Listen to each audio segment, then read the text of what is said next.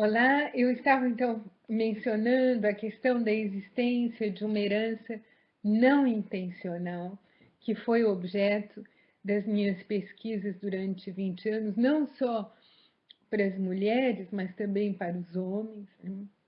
Pois esses papéis herdados culturalmente, ninguém os escolheu, e que ser Deus e ter que abastecer todas as necessidades da família e representar modelos de virtude, de ética também, não é uma herança fácil, com certeza. Então, todos os desvios apontados no texto da formação e do desenvolvimento das mulheres parecem remeter aos fatos da associação não intencional entre beleza, inteligência e maldade, assim como a culpa que provém do fato de nascer mulher. As várias inadequações ou contradições entre as intenções e os atos conscientes revelam a presença de um desejo inconsciente e se manifestam por atitudes não intencionais. Esse foi o coração da minha pesquisa, eu vou retomar, né? Existe uma inadequação, uma contradição entre aquilo que eu quero e aquilo que eu realizo. Eu não consigo realizar aquilo que eu quero, eu sou incapaz de realizar aquilo que eu quero, ou eu realizo exatamente o contrário do que eu quero, e essa inadequação revela a presença de um outro desejo e de um conflito entre aquilo que supostamente eu quero e aquilo que no fundo eu realizo. E esse descompasso entre a intenção, a vontade e a ação, esse descompasso é muitas vezes não intencional. Quer dizer, a gente não quer errar, a gente não quer se desviar, a gente não quer se furtar ou fugir a uma competição, a uma conferência, a um desempenho brilhante, mas a gente não consegue esse desempenho, não consegue essa atuação e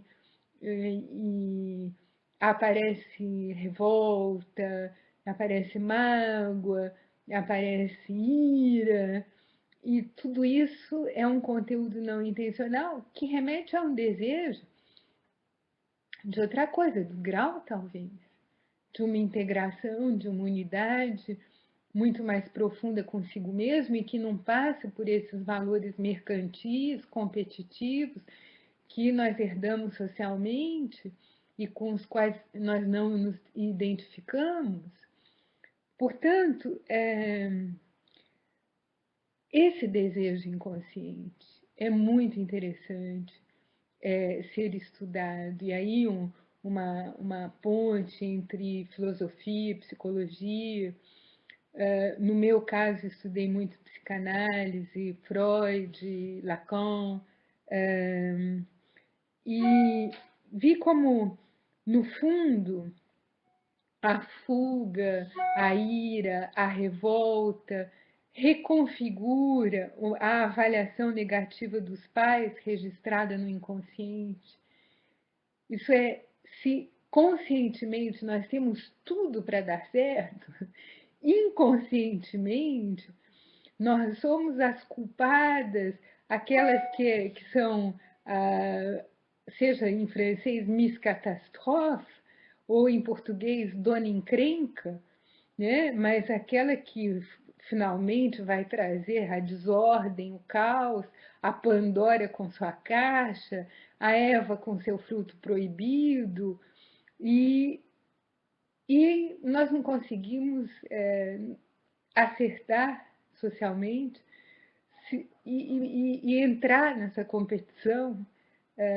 As mulheres são muito boas alunas na escola, muitas vezes são consideradas até melhores alunas dos que os homens, mas quando nós chegamos em altas esferas do poder, por exemplo, do poder religioso na igreja ou do poder político, ou do poder econômico. Nós vemos nesse poder muito mais homens à vontade, exercendo, legislando, decidindo, do que mulheres. E quando nós vemos mulheres, muitas vezes, não, peraí, essa mulher, ela é muito masculina, ela é muito fria, ela é muito... Será que ela não negou parte dela mesma para estar aí nesse meio? Então, há uma dificuldade para a mulher de êxito nessa sociedade que remete a essa imagem não intencional, no fundo da culpa, ou nós vemos muitas mulheres indo num movimento profissional de sacrifício, né? Acumulando emprego, educação dos filhos, o cuidado com a casa, com o marido, etc., exauridas, estafadas, desesperadas, porque tentando assumir todos os cargos de uma vez só. Portanto, o não intencional faz com que nós não consigamos ser um bando de soldados ou astronautas ou bem-sucedidos, e que muitas vezes o feminino no mundo de hoje está em crise, pois, sem dúvida, a identidade filosófica da mulher precisa ser posicionada, e como pessoa e não como sujeito que se submete a uma razão masculina, patriarcal, e que nega ela mesma, a colocando numa situação clivada, contraditória dentro da filosofia. Assim, diante da realidade da sala de aula, do ambiente profissional, podemos acumular os atrasos, as ausências, as manifestações de medo ou de ira, quando deveríamos competir e brilhar. No caso das mulheres, além daquelas que têm suas próprias dificuldades pessoais em ocupar um lugar e exercer sua autonomia, porque os países nos quais elas vivem não permitem esse exercício da autonomia, existem também aquelas que querem ocupar todo o espaço, ou aquelas a quem o espaço é recusado. Conscientemente tentam se incluir no espaço social, inconscientemente desejam outra coisa. Difícil responder o que elas desejam. É o caminho de cada mulher na filosofia que eu estou abrindo e propondo aqui. É um caminho dessa mulher desejante, como uma cognição afetada, que, claro, deve ter acesso ao estatuto de ser filosofante, sábio, maduro, né, capaz de legislar, capaz de exercer essa função filosófica que muitas vezes foi associada à função paterna, no entanto, sem negar a sua sensibilidade, as suas emoções, mas trabalhando essas emoções, trabalhando essa sensibilidade, refletindo sobre essas emoções, refletindo sobre essas sensibilidades, não se fechando às suas visões, à sua intuição. Então, as atitudes não intencionais, como o medo, o ciúme, a ira, a ambição, vão inspirar nossas avaliações subjetivas, tais como a desvalorização ou a supervalorização de si e dos outros. Ou a gente desvaloriza o masculino, ou nós supervalorizamos o masculino. Né? Colocamos o masculino no patamar pedestal, ou desvalorizamos o masculino, no fundo, ele é um opressor. Né? Portanto, julga-se, mas julga-se mal, sem refletir, a partir de um material não intencional, de tal modo que as condenações são irracionais, desvalorizamos as mulheres, supervalorizamos os homens, ou fato mais raro, o contrário.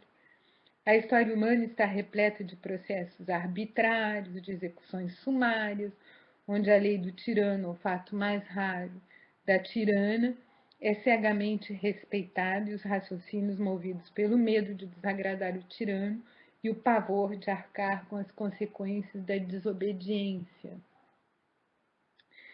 De tal modo que as atitudes não intencionais, que interagem com uma intenção e uma vontade conscientes, constituem uma interação conflituosa, dolorosa, entre a consciência e o inconsciente. Eu não faço o bem que eu quero, eu faço o mal que eu não quero. Aonde uma avaliação sensata deveria ocorrer de modo a permitir o encontro do sentido justo, vemos diante de um obstáculo, de um problema, a chegada de uma avaliação que agride, que desvaloriza. Do tipo, nunca vou conseguir resolver esse problema. Ou que supervaloriza, só meu pai é capaz de resolver esse problema, meu marido vai resolver esse problema. Ah, meu professor, ele vai saber resolver esse problema.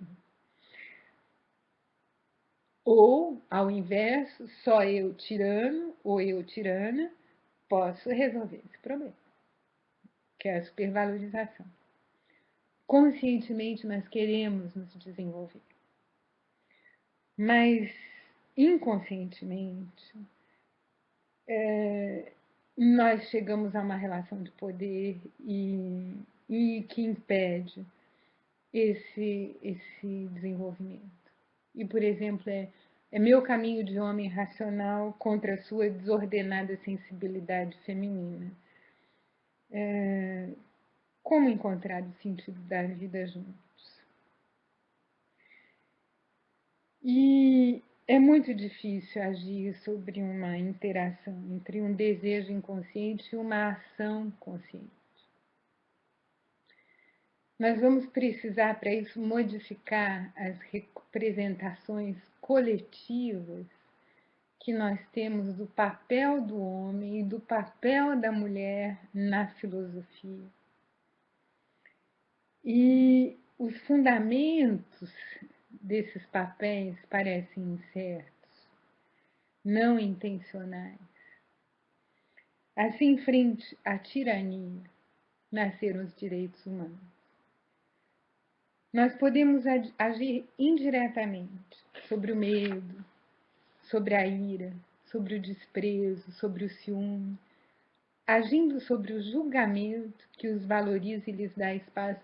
É isso que eu chamo de consciência do não intencional e que eu defendi numa tese em 2003 na Unicamp, propondo que essa consciência do não intencional tem uma abrangência transdisciplinar. Quer dizer, que não seja só na filosofia que nós estejamos conscientes dos conflitos não intencionais que vêm atrapalhar uma intenção e levar ao fracasso uma ação de desenvolvimento. Essa questão não é só uma questão filosófica, embora ela tenha sido desenvolvida no campo da filosofia, ela é um problema que atravessa todos os campos disciplinares.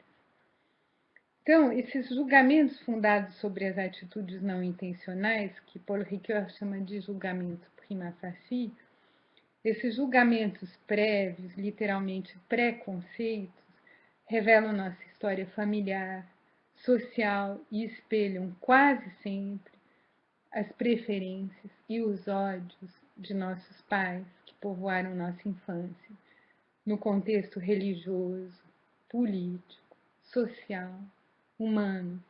Nós herdamos do ódio, nós herdamos dos preconceitos, nós herdamos tudo isso, né? Nós não escolhemos, ninguém escolhe nascer homem ou nascer mulher, ninguém escolhe, junto com o papel de homem, o papel de mulher, o papel de Deus, o papel do diabo. E é muito difícil se livrar dessas preferências ou repulsas subjetivas, pois elas vivem em nosso inconsciente e se revelam